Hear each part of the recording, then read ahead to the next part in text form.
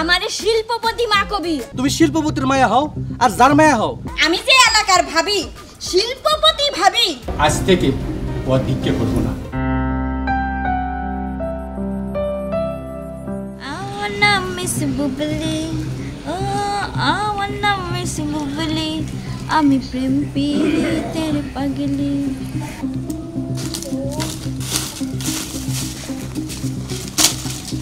এই যে ফকির সাহেবের বউ সকাল থেকে যে এখানে বইসা বইসা ঠ্যাংয়ের পর ঠ্যাং থুইয়া দাঁত ঘষতেছেন আর গুনগুন করে গান গাইতেছেন। হ্যাঁ, খাওয়া দাওয়া মনে হয় হইছে এক চারি না?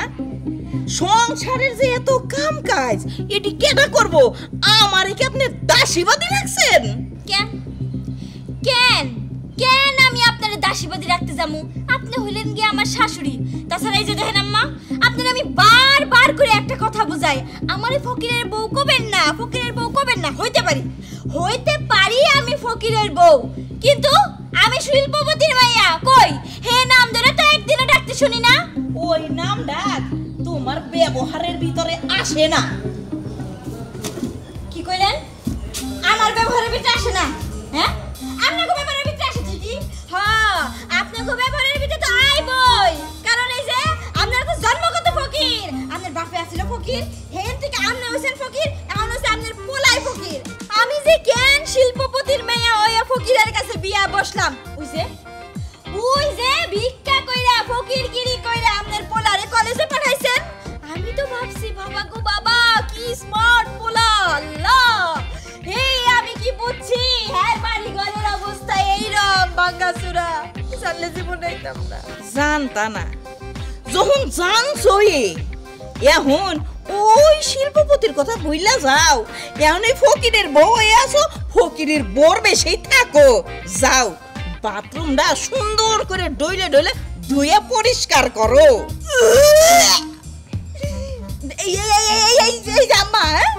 আপনি কি আমারে মেতরের মাইয়া ভাবছেন? হ্যাঁ, যে আমি জীবনে বাথরুম পরিষ্কার করছি? হ্যাঁ, আমি জীবনে বাথরুম পরিষ্কার করছি? হ্যাঁ, আর তাছাড়া আমার বাপের বাড়ি যে বাথরুম, হাই কোয়ালিটির বাথরুম, আমার বাথরুমে পর্যন্ত এসি লাগানো। আর আপনার বাথরুম, হ্যাঁ, এই দিকটা টিন আছে, ওই দিকটা টিন নেই।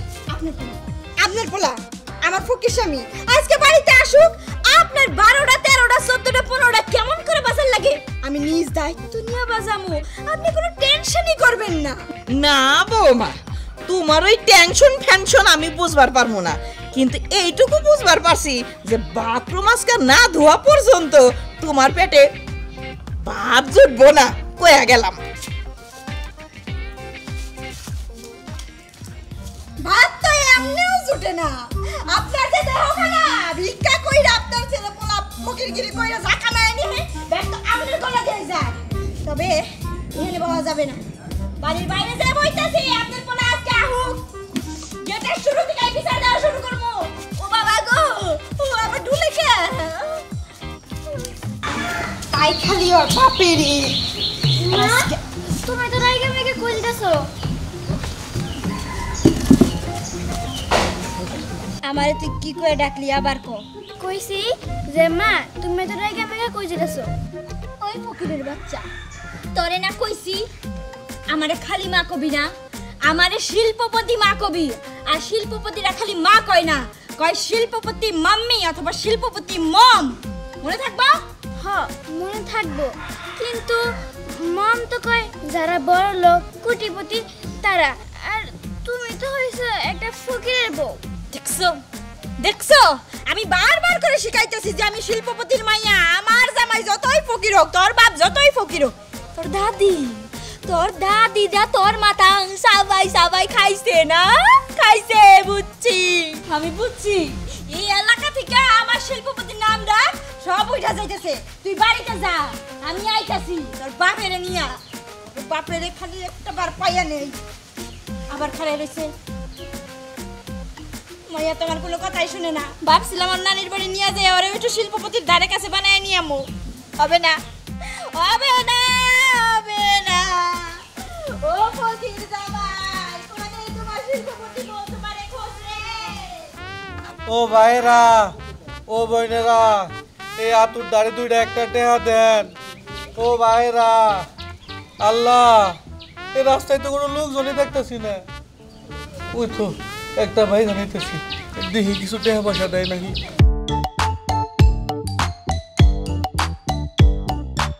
ওয়াল্লা, এটা আমি ভাইজান কারে কইলাম, এনা দিয়ে আমার বউ এদিকে আইতেছে।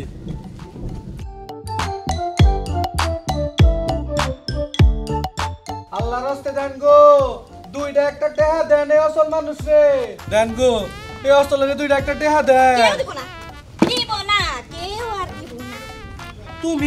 তুমি আবার এই জায়গায় সকান আত্মসুচা করেন, আমি আপনার ঘরের স্ত্রী, শিল্পপতি স্ত্রী। হ্যাঁ, আমি জানি আপনার হাত পা নুলা না খোরা নাকি। আর চুপ থাকো, মেয়ে জানলে তোমার ভিক্ষাই দেবো না, আরো বাইরে আমার হাত পাও নুলা করে দিব। নুলা করাই উচিত, তাইলেও তো মানে রিয়েল ভিক্ষুক হবো, রিয়েল ফকির হবো। এই, তোমার মাই আমারে কোন সাহসে বাথরুম ধুইতে কয়? হ্যাঁ, টয়লেট মাইজা গইসা পরিষ্কার করতে কয়? হ্যাঁ, কোন সাহসে, কোন সাহসে? এ জানি না আমি একটা শিল্পপতির মাইয়া। দেখো, তুমি শিল্পপতির মায়া হও আর যার মায়া হও ওইটা দেখার বিষয় না। তুমি হইতেছো ওই ফকিরের বউ, আর আমার মা তোমার শাশুড়ি, সে তোমার দুই একটা কাজ করে কইতেই পারে, তাই বলে কি তোমার রাগারাগি করে আমার জায়গায় তোমার আইতে হইব নাকি? দেখো, ভালো ভালোই কইতেছি, তুমি চলে যাও, আমার ভিক্ষা করতে দাও। আইছে আইছে আমার হুকুমদার, হে হুকুম করব, তারপর আমার সেইটা মানতে হইব। কে? এই এই তুমি কেনা ফকির? ফকির জানি কোথাকারের, জন্মগত ফকির, মাই ফকির, বাপে ফকির, তার দাদাও ফকির, জন্মগত ফকির। আমারে দেখো, আমি শিল্পপতি, তোমার চলনায় বুইলা আমি তোমারে বিয়া করছি। আমি তো জানতাম না তুমি জন্মগত ফকির, খালি আত্মতা স্বভাব, আর আমাকেও খালি দিয়া দিয়া স্বভাব। এই যে আমার সাথে কোনো বিষয়ের তুলনা দিবা না, আমি শিল্পপতির মাইয়া, আমি হুকুম করবো, তুমি ফকির, তুমি ফকির আমার জামাই, তুমি সেই হুকুম মাইনা চলবা। বুঝা গেছে? এখন তুমি আমার সাথে চলো, আমার সাথে চললে তোমার মাই যে আমার টয়লেট দিতে করছে সেটার বিচার করো। ওঠো। আমি যাবো না, যে পর্যন্ত আমি ভিক্ষা করতে না পারবো ওই পর্যন্ত আমি যাবো না। যাও, তুমি যাও। এই সকাল 7টার দিকে ভিক্ষায় বইছো, কয়টা টাকা দিছে? কয়টা টাকা দিছে? একটা টাকা দিছে। মানুষ ভিক্ষাও দেয়ছে হারা দিকে, তোমার দ্বারা ফকিরগিরি করা সম্ভব হবে না। যদি এখান থেকে উঠো তো উঠবা, না উঠলে বাঁশ দিয়ে পিড়াইয়া জামাই, ফকির বংশের কসম গাইরা হালামু জামাই একবারে। আমার সামনে বাঁধেন তো হইব না। ঠিক আছে, এরকম রাগারাগি করো কে? চলো। আল্লাহ, বিআই সাহেব, কম কষ্টে আপনার বাড়ির পর আমি আসি নাই। আপনার মাইয়া, তারে তো আমি সংসারের কোনো কাজ কামের কথা কইতেই পারি না। যদিও কই, তখন সাথে সাথে আমার উত্তর দেয়, শুনেন আম্মা, আমি হইলাম একজন শিল্পপতির মাইয়া, আমি কোনো কাজ কাম করতে পারবো না। আচ্ছা বিআই সাহেব, আপনি এখন কথা কোন তো, একটা মাইয়া যখন বিয়ে হইয়া তার স্বামীর বাড়িতে চলে যায়, তখন তার কোন পরিচয় থাকে? বাপের বাড়ির পরিচয় না তার স্বামীর পরিচয়? অবশ্যই স্বামীর বাড়ির পরিচয়ে থাকতে হবে।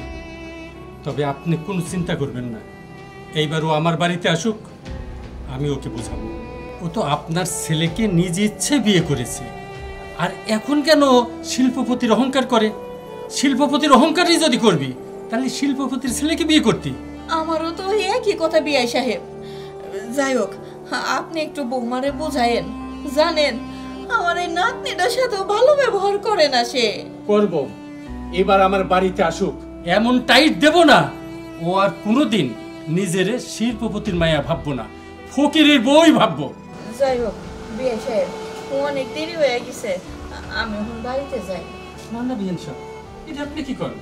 আপনি আমার বাড়িতেই থাকবেন, আরও যখন ওই বাড়িতে খুঁজে না পাইব, আমার বাড়িতেই আইব। চলো, আসো না ভাই, চলো চলো।